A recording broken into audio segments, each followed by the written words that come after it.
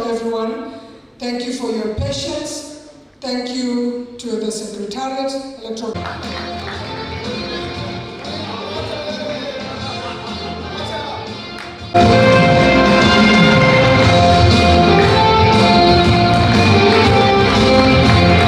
Kwa mara ya kwanza rais wa shirikisho amechaguliwa mara ya pili.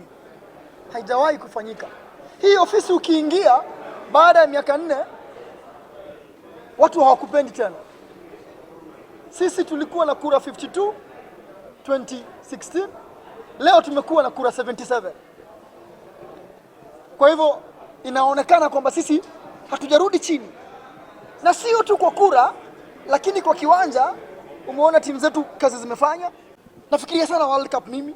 Nafikiria sana watoto wengi wale hawakupata chance ya kucheza kwa sababu kaunti zetu nyingi uliangalia kura ziko 9, ziko 12. Ni kumaanisha vilabu sio nyingi. Umesikia kaunti 3, Samburu, Tana River na Lamu hakuna football.